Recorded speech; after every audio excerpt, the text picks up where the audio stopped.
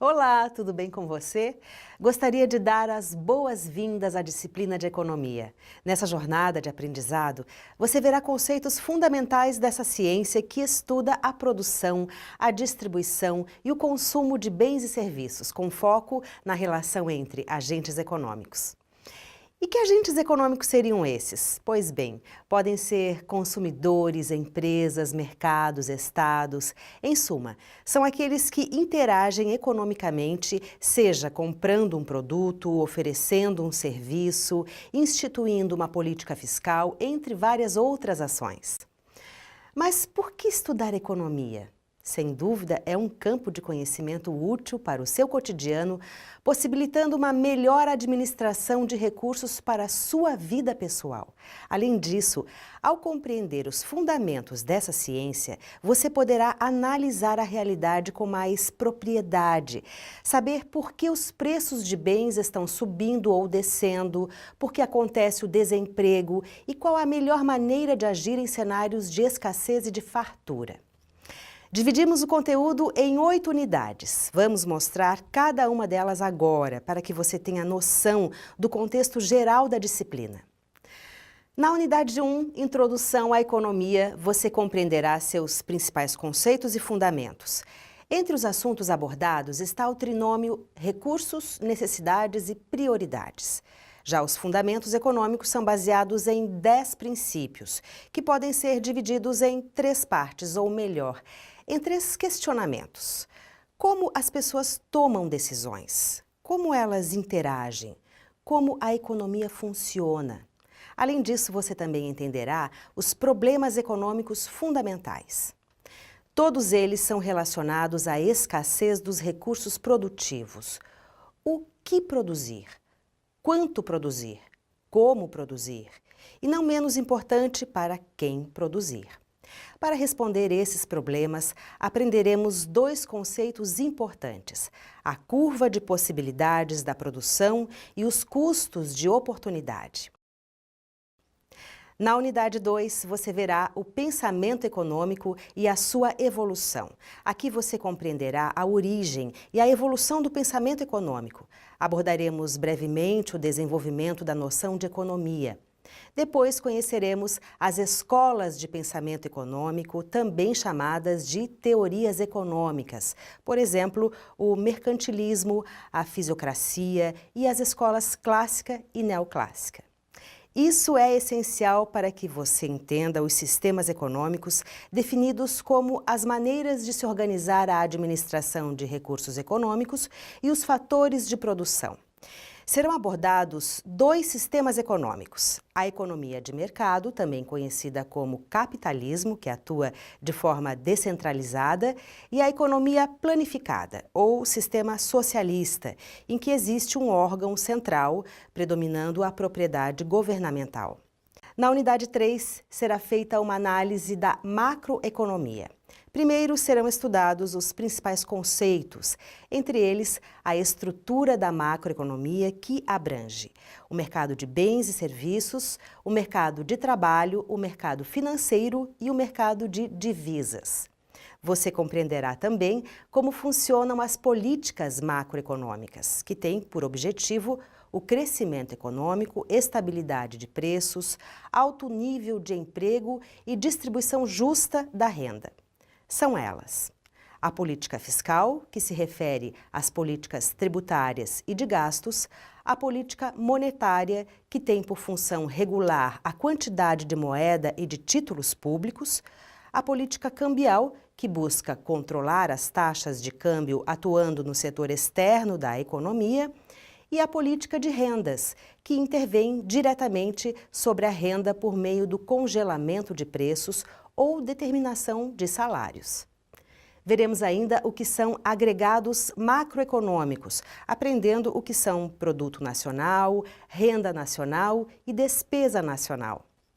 Já na unidade 4, analisaremos microeconomia, por meio do estudo dos principais conceitos e teorias microeconômicas.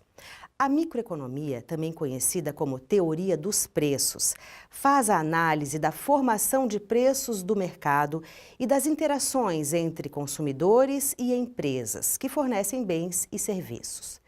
Entre as teorias microeconômicas que serão abordadas, temos a teoria da demanda, que abrange o comportamento da demanda e os fatores que a influenciam, a teoria do valor da utilidade, que está relacionada com a satisfação dos consumidores, a teoria do valor do trabalho, que compreende o valor do bem incorporado pelos custos do trabalho, a teoria do consumidor, que analisa como a demanda é fundamentada no comportamento dos compradores, a teoria da produção, que é responsável pela análise das relações existentes entre a produção e seus custos, e a teoria do equilíbrio geral e bem-estar, que estuda a interação entre todos os mercados.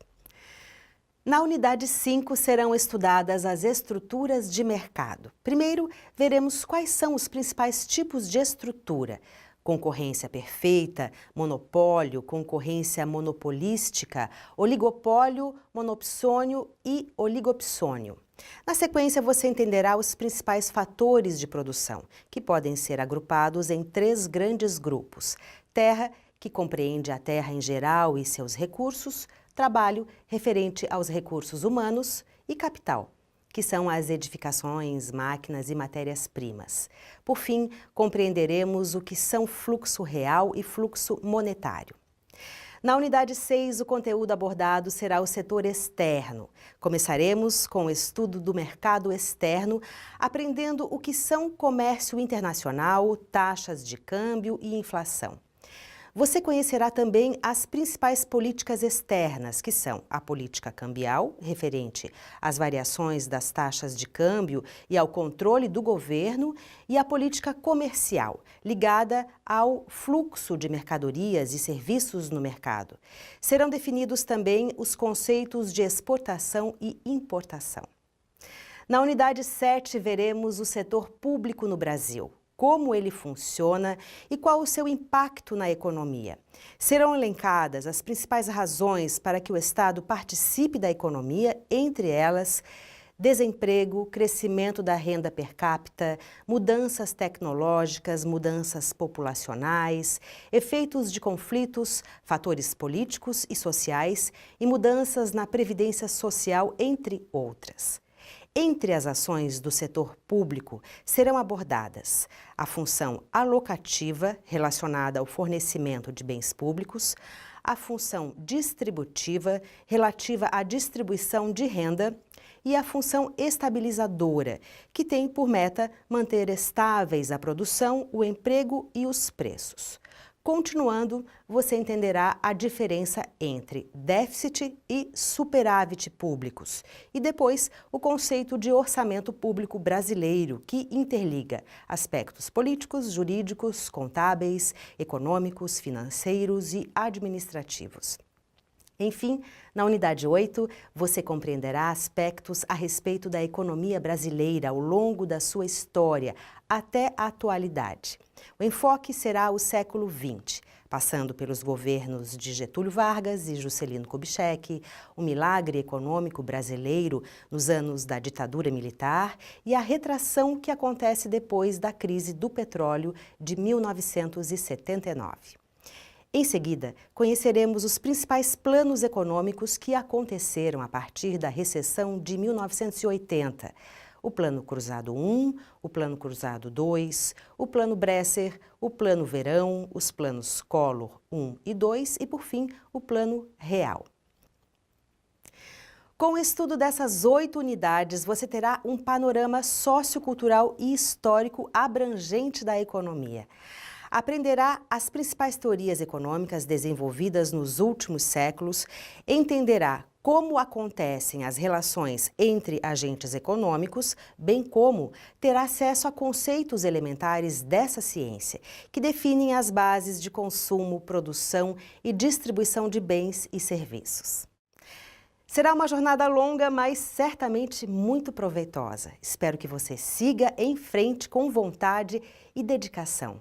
Não tenha dúvida que esses conhecimentos a respeito de economia trarão grande crescimento pessoal e profissional. Bons estudos!